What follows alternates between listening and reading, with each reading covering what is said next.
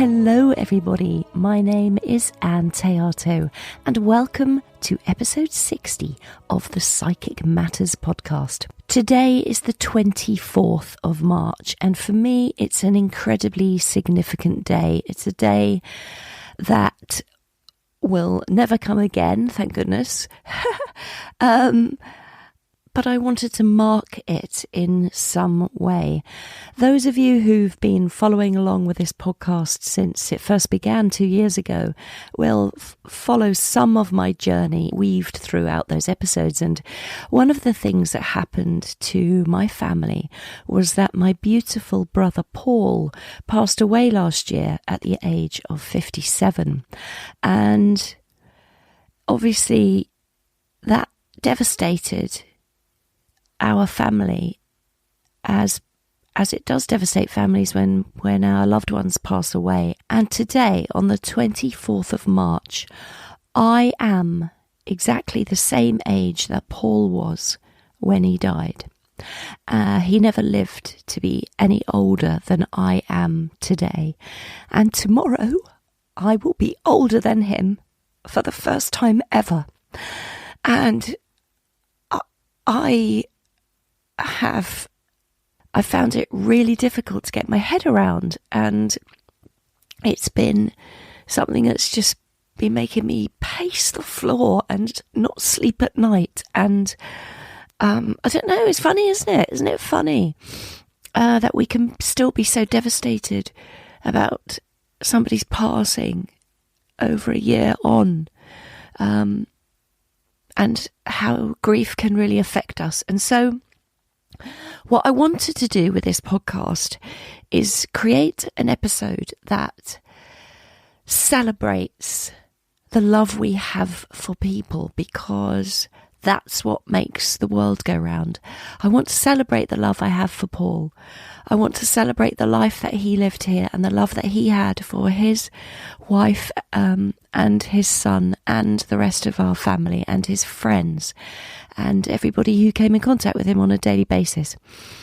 And what better way to do that than to create an episode all about love? And as divinely inspired by the universe that is just so intelligent and wonderful, I was brought into contact with my guest today, Matt Hopwood.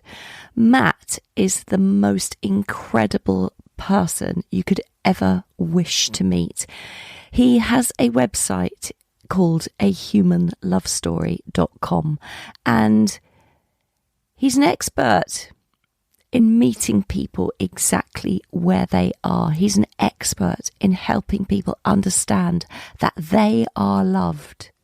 And he is an expert in holding safe space for anyone to be deeply heard without judgment, to share the story of who they are, how they feel, and how they have experienced connection and love.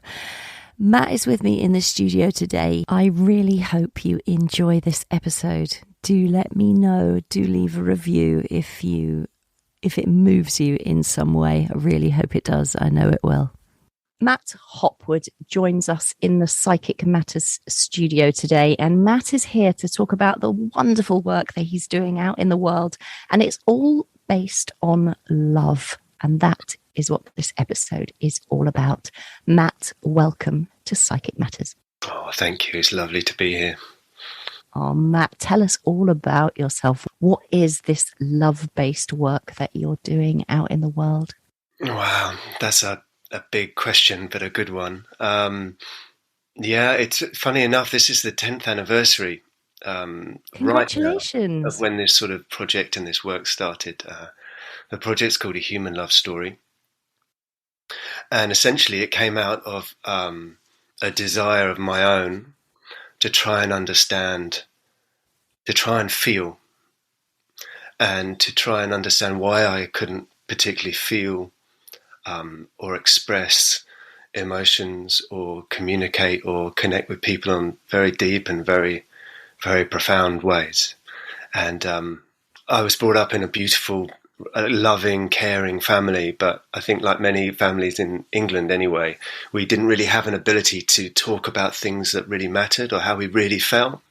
And so I grew up in that way. And when I got to my sort of mid-30s, well, 33 actually, which is an interesting moment for people in their life, isn't it? As in these life cycles of initiation. And I got to 33, and in many ways I just took to my bed, and I couldn't process, I couldn't cope with the world. If you'd asked me how I felt, I would have said, I feel fine. I just feel fine. But I couldn't have given you any other words around that. And what happened in those months, I experienced being loved by someone in a very deep and a very profound way, in a way that didn't hold any judgment, but just held me in a space. And that allowed me to be able to be still. And that allowed me to sit with myself and begin for the first time to see myself a little bit and understand myself a little bit. And love became less about being needed and being wanted and being desired by something or someone, and it became much more about being held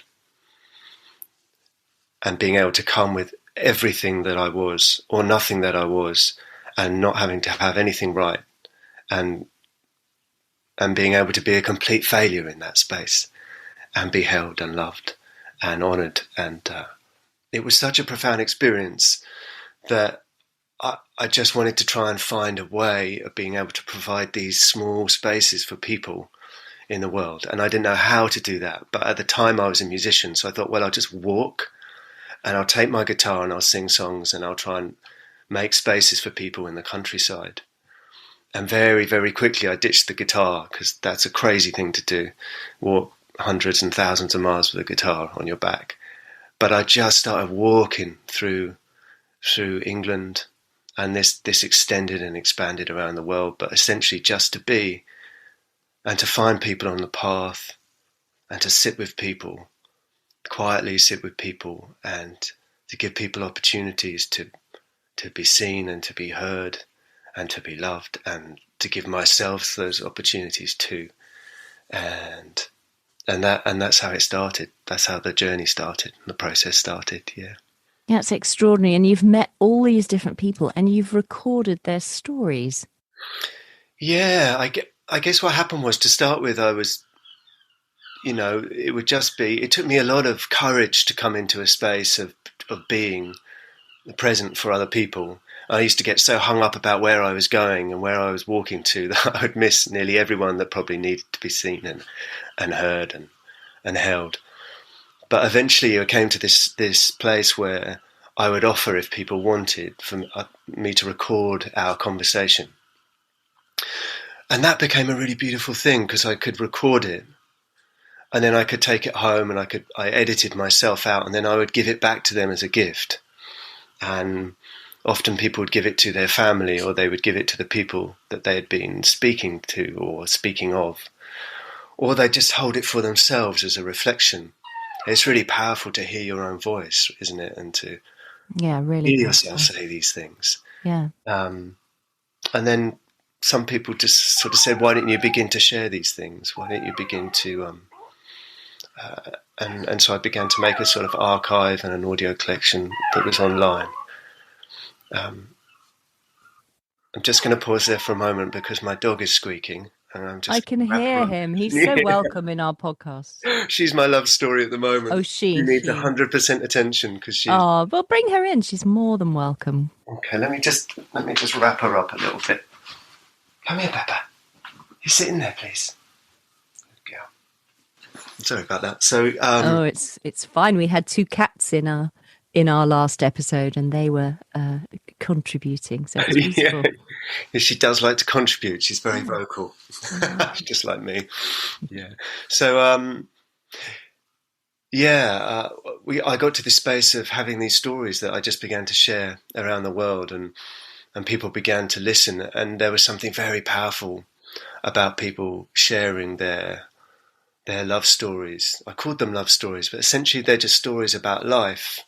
about people talking about those really powerful, visceral moments where they feel, and they may not know what it is they're feeling, but they're feeling a more expansive experience of life. And love just became a word that was wrapped around that. But what happened is people shared that, and then as people began to listen to these stories, they built these amazing, these bridges of communication and connection. You know, essentially strangers from all different parts of the world could begin to relate to each other. And so the love story itself became a love story.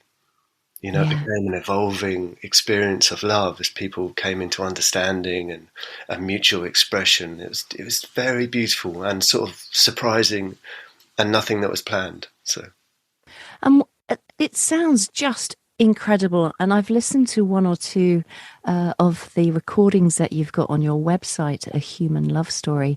But for people listening, perhaps you could explain, or maybe give a little indication of what sort of things people have shared. What sort of stories do they have? What are they talking about when you're connecting? So I think what seems to happen is people talk about always right where they are at that moment. It's like how the world is meeting them right then. So I've met with women on the towpath. I met a woman on the towpath in Birmingham in one of my first walks, and she was talking about this sort of trauma she was having because her son had left home, and it was the first moment that he'd left that sort of spacious family place and he'd gone, and she was literally at that moment dealing with that loss. You know, she was holding this great grief, and there were these cords that had been cut, these mother-son cords. Yes. And that's where she was. I went and met with some guys. I've been to some strange and some unusual places. I've been to some prisons in my time, meeting with people in those spaces, trying to understand how love might be expressed there. Yeah. And I met with a group of guys, about 8 or 9 of them. And they were exactly as you might expect prisoners to be. They were really tough, and they had a lot of defences up to protect themselves. But I talked about love, and one guy in the middle just pointed at the guy over the table, and he said, well, he's my love story. He said, because in the morning he smiles at me, and he looks at me and he sees me. So these love stories can be really powerful moments, or they can be these stories of a lifetime, you know, these endless sort of emerging romantic stories of love and being held. So it's everything. It's absolutely everything. I've spoken with people in America talking about coming into a motherhood and mothering for an adopted child, and how she is at that place in her life where she's trying to teach her young girl how to be a free woman.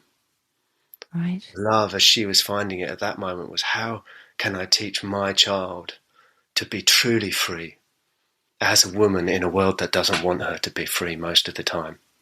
Wow. Yeah. So it's everything you might expect of what love is, but really it's more about how we meet the world, how the world is meeting us, and how we're responding to those experiences. That feels like where they mostly are. And when people are heard, that's when we feel so loved, isn't it? Yeah, I wrote a lot about this, and I experienced a lot about this in the beginning, this idea of listening as a really powerful tool of holding others, and what it is when we're actually heard without any judgment. Because I think most of the time we're either being judged or we expect judgment. And just to sit down in a space where there isn't any, I think is a powerful thing. And for me, that is love. That is love being articulated in the world. To be able to sit with someone and not want to control it. Yeah. You know, not needing to control it, or not needing to hold it because of our own fears. But it's so interesting you say that, because I've just literally gone round the corner and dropped my daughter off at a friend's house. And I was driving home, and there was a guy on a scooter, an electric scooter, on the wrong side of the road coming towards my car, and he was looking at his mobile phone. And so I beeped him like, yeah, what are you doing? And I said it out loud, what are you doing? And as I went past, I said out loud, Annie, what are you doing? There's a guy, you've just beeped him on a Sunday morning in the sunshine. He's in his own world doing his thing. I'm trying to control his life by beeping at him and being rude. And I was so sorry that I'd done it, that I'd put that out into the world to cause a ripple where none needed to be. You know? Yeah, but that's understandable as well, isn't it? Because I think all of us, we are programmed, and mostly everything that is coming towards us in a day is teaching us to look at ourselves constantly, to Yeah. be interior, to divide ourselves, to separate ourselves, to see ourselves as these small units coping with the world, and to have narratives that's asking you to be more expansive and to see yourself in relation to all things. That's harder to come by. That's harder to be in those vibrations. And I think, we all have those sort of instances in the world, but I think we have to come to these places. And I feel like this is our work now as people who are wanting to be conscious, people who are wanting to shift and change and transform our lives into something else. Our job now is to give ourselves the opportunity and the tools to be still enough so that we can be present and really hear in each moment, so that we can see things clearly like you saw that experience, so that we can respond to things clearly and in a loving way. And I feel personally that love is essentially that presence. That's how I experience love, when I feel loved and when I feel in a loving dialogue. It's the ability to hold a space and to surrender into it.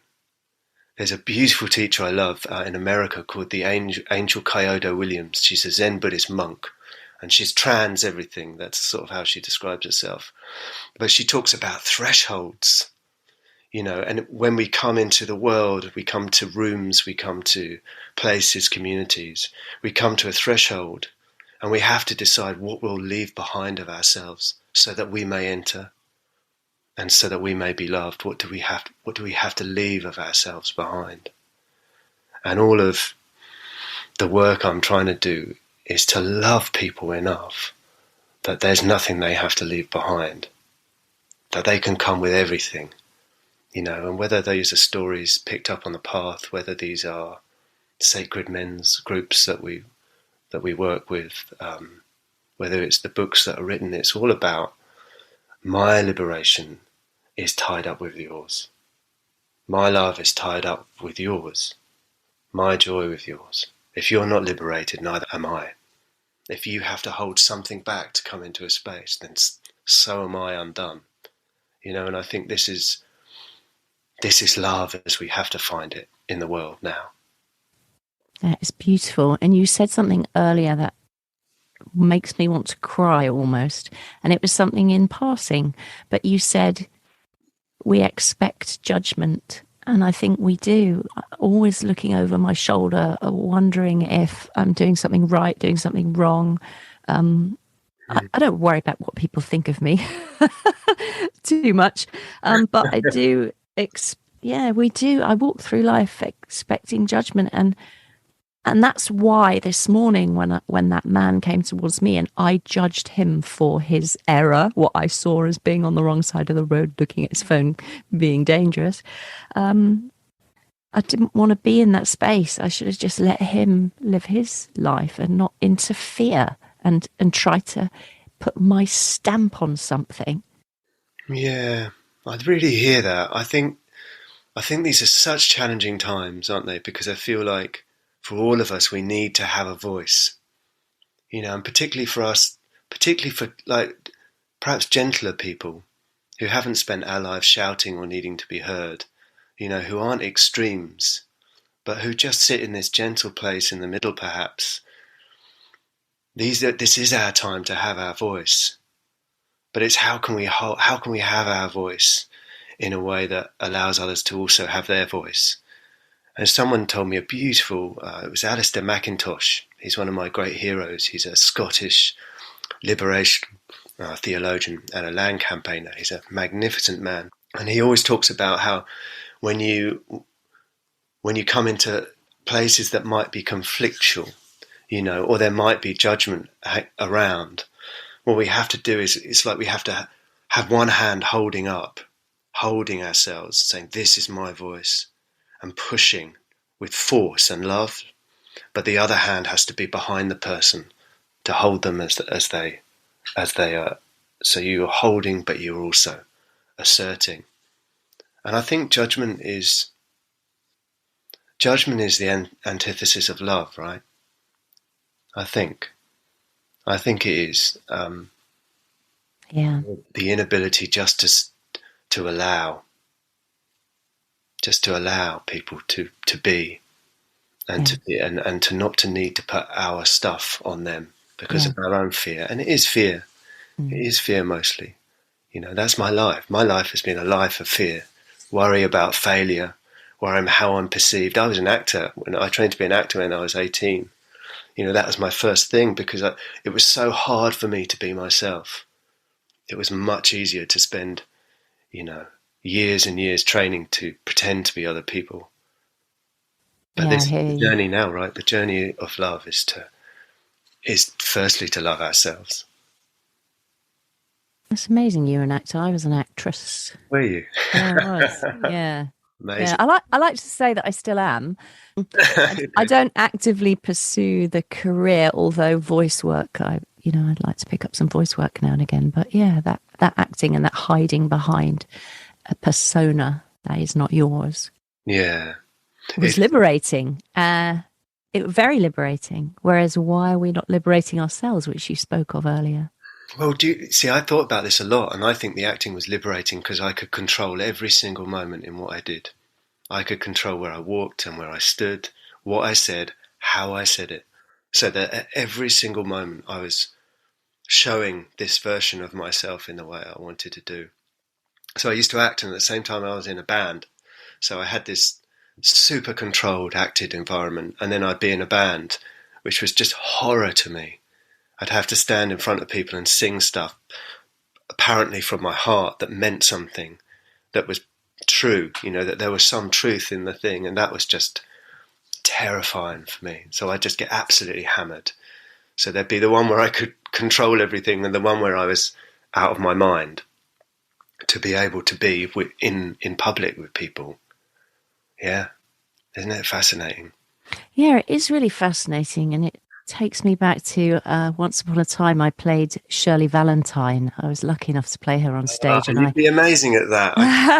That's so nice of you. I played 18 different characters with different voices, different personalities in this one-woman show. I was on stage for 2 hours, and it was beautiful. I got lovely responses, I got standing ovations at the end of the show. But the point I'm mentioning it for is because through playing all those characters and playing the feelings of Shirley Valentine, I could feel the energy coming from the audience, and I could take them with me on the journey. I could manipulate the energy of me and them, bring them down, bring them up, make them laugh, and make them cry with me while I was feeling those awful feelings that Shirley Valentine speaks of. And that was very powerful, to be the controller of all those emotions.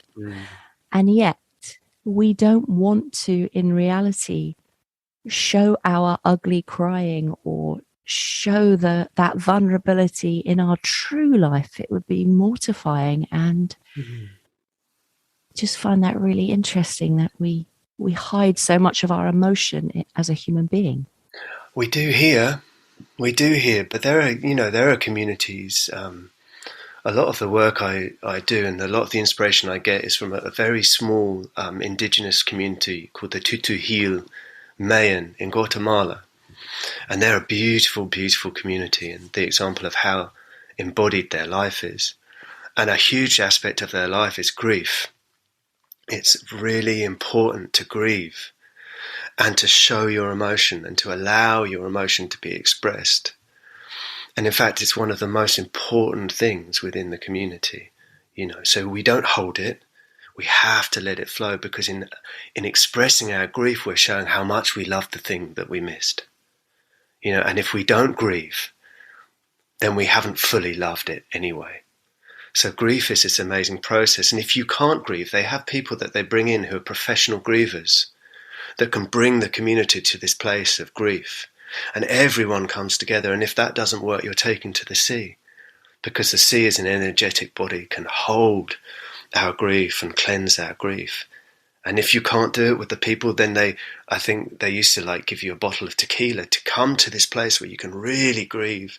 And proper grieving is messy and it looks ugly. They say you grieve well when you look terrible, when you look at yourself at the end and you look terrible. But it is so important for them, so important that you have that ability to be open with your emotion.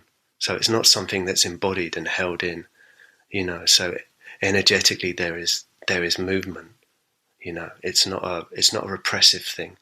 It's an expansive thing. That is absolutely beautiful, because we do hold on to our grief here. We really do hold on to our grief. Yeah, and I think it's again, maybe it comes down to judgment. How are we going to be seen if we grieve fully? And there's a great sadness to that, isn't there? Isn't it sad that we all don't feel safe enough, that society will hold us if we grieve? If I'm walking out in the street and I'm going through something, isn't it a sadness that I can't collapse in grief? And that instead of people looking at me as though I'm mad, people will come and hold me and sit with me and grieve with me. When you look at it in that simple way, there's such sadness around that. That's where we are. But that is where we are. So all of this work, all of this process, all of this journey, I feel we're all coming on, is we're trying to find our way to this loving, holding space where we can grieve, and it's okay, and people will be alongside you. I think the word abiding is a really powerful word when we talk about love. Just to be alongside, to abide with someone in something, and not have to do anything, but just be with them in that grief or praise or tears, whatever it is. I love that. I think that's really beautiful. Mm. To help each other to grieve, I think that's really important. So what are you saying here, that we should, if we have a friend who is grieving, that we just sit with them and just be with them? I think so. I think to see the grief for what it is, which is one of the most important things that someone can be expressing. And we don't have to shut it up. I think often we sort of push aside grief because it makes us feel uncomfortable. It's not about them, it's about us. Gosh, this is uncomfortable. Because grief is a powerful energy, right? You work with energy and how we transform and transmute energy, and grief is a powerful energy. It's like anger. There's great force for movement. It can transmute things. And I think it's important to get ourselves out of the way. And if someone needs to grieve, then just be with them. Be with them. Be with them. I wish I could grieve. I can't cry like I wish I could. Why is that, do you think? I think it's a long journey to being free. And to be fully in an experience of love is to be free. And I can talk a lot more now about how I feel. I could tell you how I love, and I could tell you about vulnerabilities. I could tell you about where I am, and I have no fear of those things anymore, which is lovely. But I think grief is a very physical thing as well, and I think, well, you will have learned, when we train to act, we are often taught, you learn the physical first because it's easier to remember. Right? That's right, yeah. The body inhabits and holds these things. We hold this all so tight in this tiny little body, all these experiences, and I think that's a longer journey. So I often cry, which quite rightly I cry with joy, because there's such sadness in grief. That's why they talk about grief and praise. You grieve because of the joy and the love of what you're missing. And when you praise, that's so close to grief because you're praising this wonderful thing that you know at some point you'll do without. So I can cry with joy a lot. Yeah, that's beautiful. That reminds me of photographs I was shown when I was 18, I think I was studying psychology. And they had these photographs of people who were crying and people who were crying with laughter. And we were asked to see if we could tell the difference. And you couldn't really tell the difference. They all look the same. Well, they are, exactly, they are. When it's good, when it's true, I think it is the same. It's exactly the same thing. That's why we watch movies, right, that can make us cry with joy. Because it's a way to grieve, but it's a way to praise and express and all those things too. Yeah, it's a valve. And so you talked about men's groups. What do you do for groups? And I know your partner works with women as well. So Yeah. talk a little bit about the work that you do there. Yeah, I started, I wanted to find spaces for men. I wanted to create spaces for men to come into circle together. I call them sacred hoop. So it's like, it's a spiritual sacred circle where men have the opportunity just to talk about what's going on with them. That's how it started, and I didn't really know it would sort of transform to anything, but what seemed to happen was, as we came into these circles, these very beautiful relationships started, people having the space to, I think, to be on like this equal place, you know, because we're all journeying, myself as well. So it's just an opportunity to be together and try and express and try and meet people in emotional spaces where you can be vulnerable and be heard, much like all the work we do. But that gradually evolved, so it becomes now a year's process, and we lead towards this moment of, I call it initiation. And it is. It's. We call it the initiation road. So as we come towards autumn equinox, we travel to the Hebrides, and we stay in this place on the island of Harris. Very beautiful place. There's more sacred spaces on the island of Harris and Lewis in the Outer Hebrides per square metre than anywhere on the earth. Sacred springs, sacred temples, old stone circles, standing stones. It's an extraordinary place. So anyway, we go to this place which is sort of imbued with spirituality and elemental kind of communion with water and earth and wind. And then at one point we have a fire ceremony where people let go of things through their experience that they would like to let go of, and we burn them in the fire. And then the next day in the evening, we take the ashes, and we bring the ashes around the wrists and around the ankles, and they walk out across the island on what was the old death road that used to carry the coffins from the west to the east. From the east to the west, and they walk out barefoot if they like, however they want to go. They walk out to the sea, and they go and they wash away all these things that hold them, and they draw in new energy and cleansing, and then they walk back through the dark. And it takes about 8 hours and 9 hours, but it's something I think our communities here have lost. You know, I was never taken at 13 to go walkabout by my grandfather. I was never initiated through something to come into manhood. You know, I never had to. And so you get left with these emotions, this need to. Why is it we all watch Tom Cruise films? We vicariously initiate through other people, you know.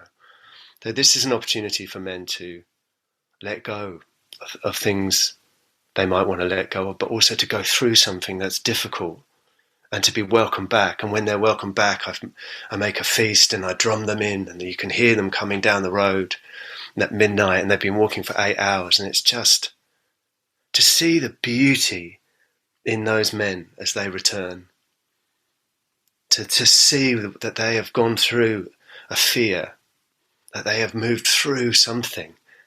It's just the most beautiful thing. So, and the work keeps evolving. So, at the moment we're doing this 40-day purification purification and cleansing. That is, we're using nutrition and we're using sacred sound. I'm a sound healer.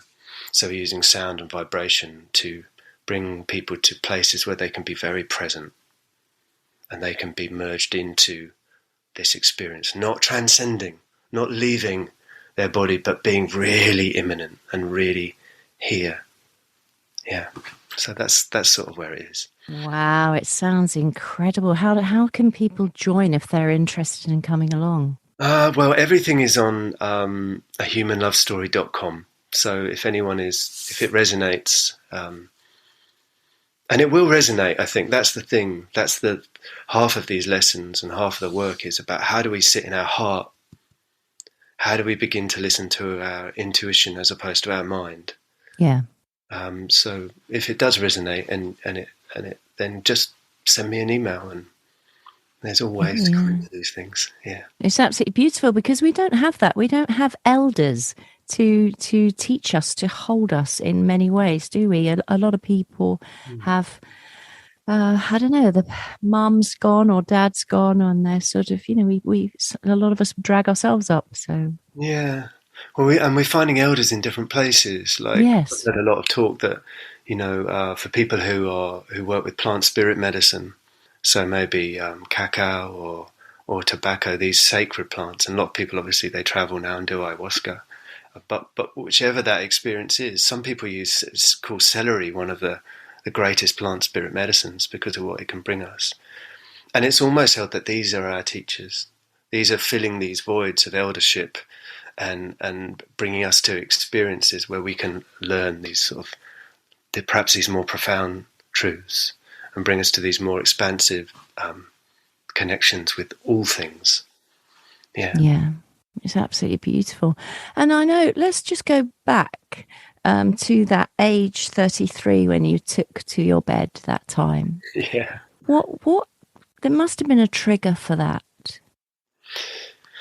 Yeah, I think what had happened probably is that over the years, I had just very, very slowly, at every opportunity where there was an opportunity to grow and expand, I couldn't.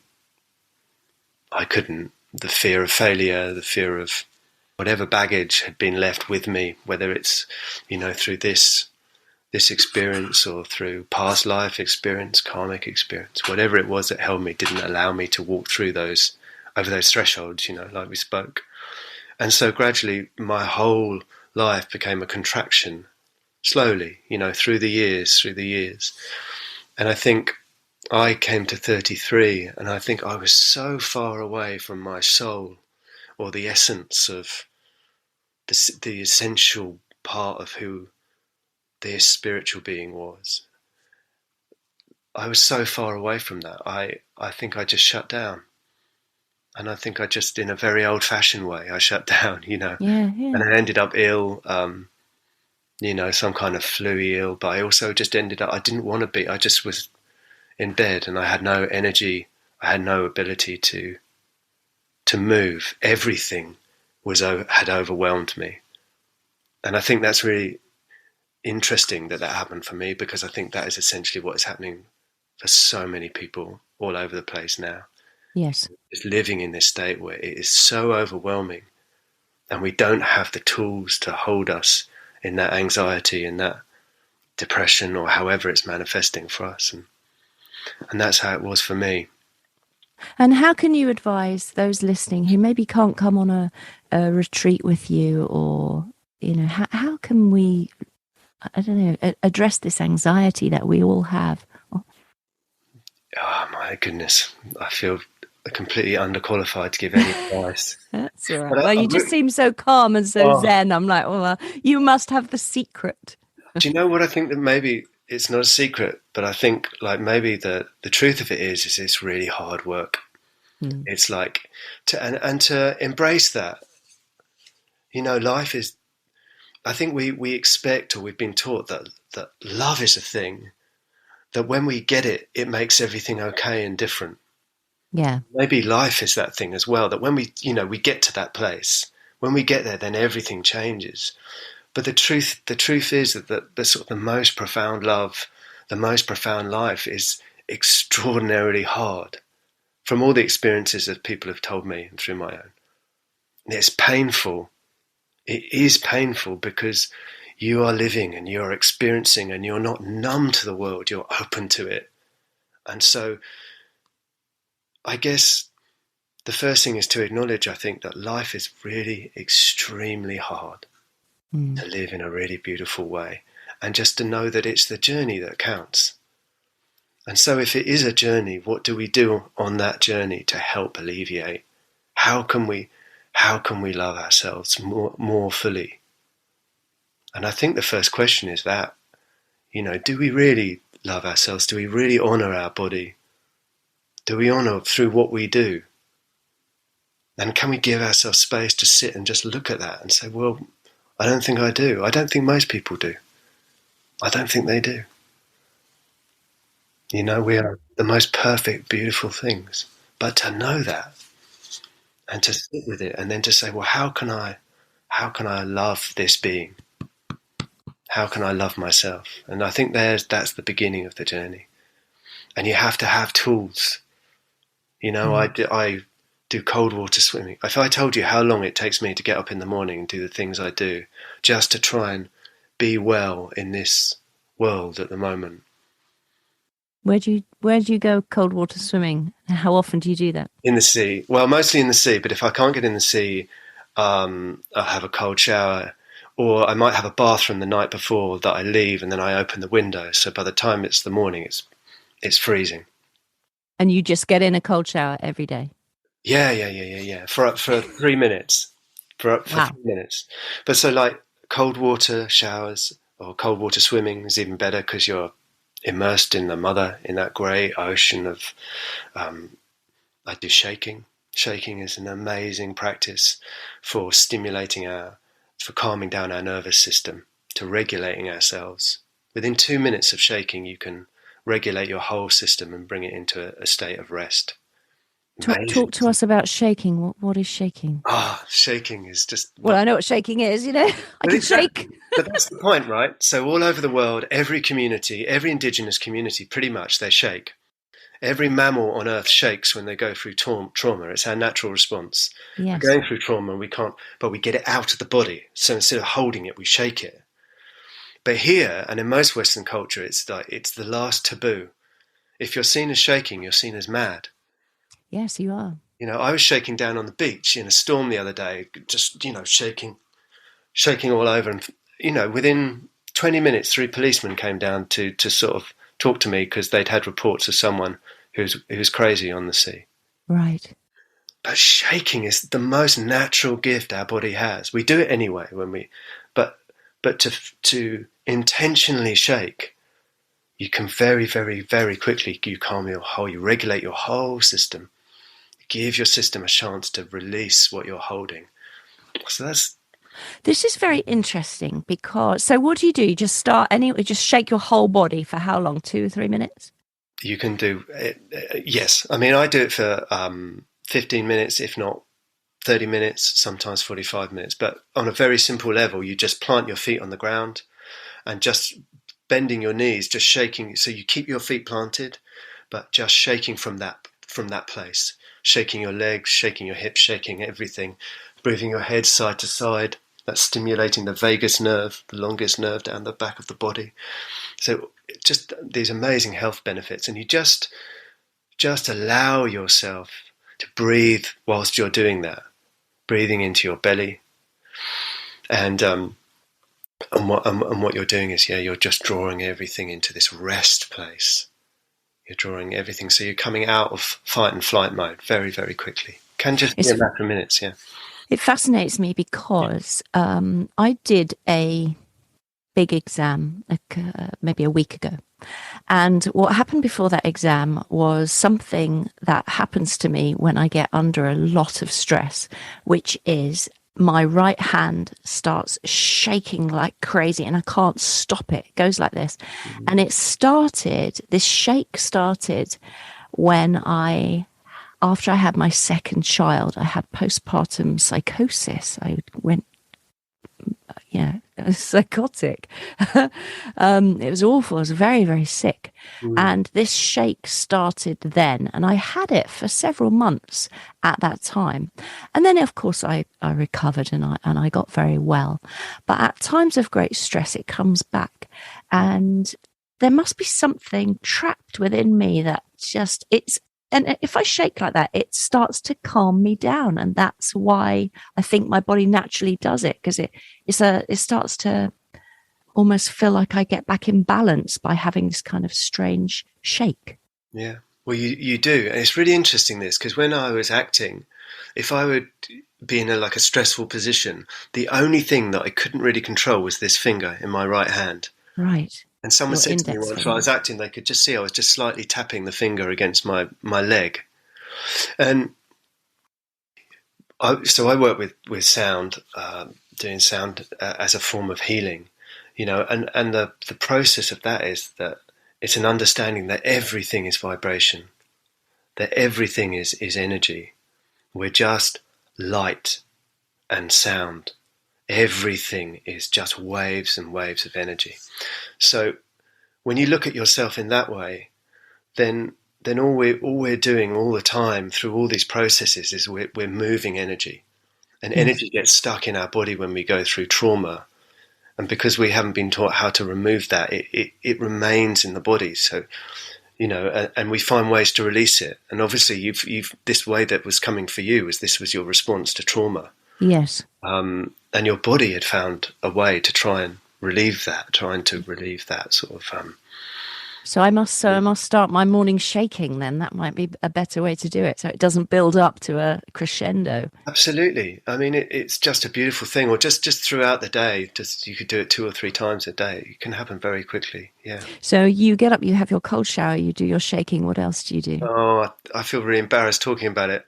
I don't. Well, so I brush my teeth and my tongue in an Ayurvedic way, which is just you don't need to know about that. Then I have the cold shower. I do dry brushing, so to stimulate all the movement of the blood and the energy meridians.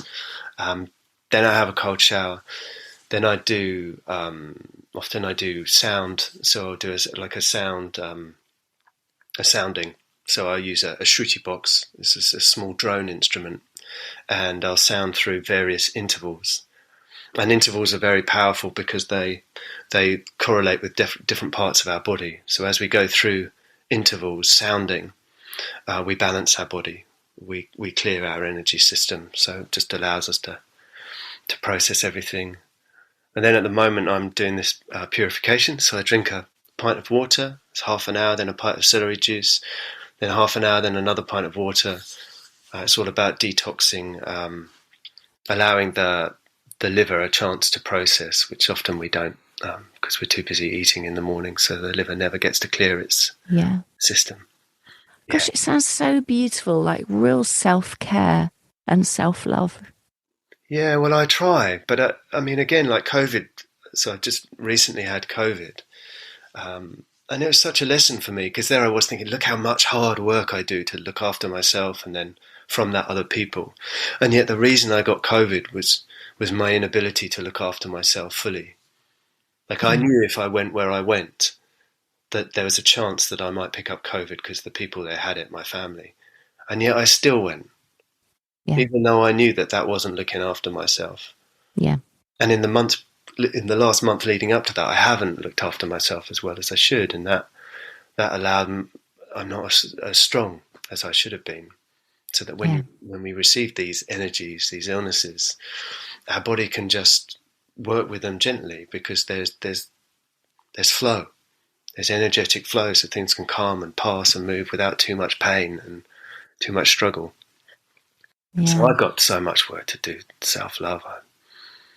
That's the journey. So what's next for you, Matt, in terms of a human love story? You write songs as well on there. I know there's beautiful Songs music. a long time ago. I haven't written songs. Funnily enough, since the project started, the love I experienced and the loving relationship I came into meant it's almost like I had nothing to write about. Mm. I only seem to be able to write songs if they're melancholy and sad. So music, music sort of I do the sound healing music. They're like compositions and immersions, but not really songs, I guess, anymore. I recently finished a book which is called "And the Girl Called to the Moon, What is Love?" And that's been a really big thing for me, and that's part of all of my work at the moment. It's about a girl standing on the shore asking what love is, because she's never felt it, and she doesn't know what it is. And it's an allegory, or it's a fable really, about how we can come into loving communion with all things. So it's seeing love as an expression of how I meet the world, the wind, the air, the earth, the sea, everything, the food. How can we come to these experiences in ways that are honouring? Like a prayer. Like, how do we meet the water that's like a prayer? So how do we give love and receive love to all things, not just these human moments, but to all that is? So a lot of my work is in that at the moment, and that sounds so beautiful, Matt. Can we buy this book? Where would we purchase your book? Yeah, so very deliberately, it's not on Amazon. Yeah. So it's in independence, but you can come to me probably as easy as come to ahumanlovestory.com. It's a small novella. It's a fable, and it came out of really people asking me, you must understand a little bit about love. How do you experience love? Or people telling me very sadly that they don't think they know what love is. And it's like I always wanted to tell them that they are loved. Yeah. And trying to explain to them how they are loved, but I never quite had the courage. I never could quite articulate it. So the book is, in a way, was trying to talk to all of us, who struggle to love, which is everyone. Yeah. It's beautiful. Matt, it's been so lovely talking to you, especially on this subject. Yeah, it's been so lovely. Thanks for having me. It's lovely to have the chance to talk about it, and it's lovely to be with people and just to hear how it reflects for them and hear where they are and part of their story. It's just a joy. So thank you. Oh, it's a pleasure. So your website, A Human Love Story, if people go over there, they'll be able to hear some of these extraordinary, ordinary people who come and speak of their stories of love. So do go over there, everybody. Matt, thank you so very much. Thank you. Well, that was Matt Hopwood of ahumanlovestory.com. Please do go and have a look at his beautiful website and check out all the work that he's doing in the world. And while you're there, buy a copy of his beautiful book, which is called And the Girl Called to the Moon, What is Love? Thank you so much for joining us on this podcast today. And with all my episodes, there are show notes available for you, which contain a full transcript of everything that's been said, plus URL links for things that have been referred to in this episode. So to pick those up, please go to my website, which is anntheato.com, ANNTHEATO.com. And if you've enjoyed this episode, or indeed any other episode, please tell your friends and get them to listen. Do subscribe, press the subscribe button so you don't miss any upcoming episodes. They come out every 2 weeks. What else do I want to tell you? Oh yeah, write a written review. That would be amazing. That would be just so amazing, because it helps the podcast to move up the podcast charts. And I'm trying to get to number 1 at some point this year, as you all know. So try and help make that happen. Oh, we got to number 7 in Ireland last week. Yay! Thank you so much to last week's guest, Karen Francis McCarthy, for giving us a very special episode about the thin places in Ireland. It was a fascinating episode, so do check that out if you haven't listened to it yet. But that episode took us up to number 7 in the Irish podcast chart, so that was really brilliant. So to help the number 1 slot become ever closer, please leave your written review on Apple Podcasts or podchaser.com, and you can go to my website onto the podcast page and you'll see that there is a link there that will take you straight to podchaser.com. Have a great couple of weeks, everyone. And once again, my name is Ann Théato, and thank you for listening to Psychic Matters.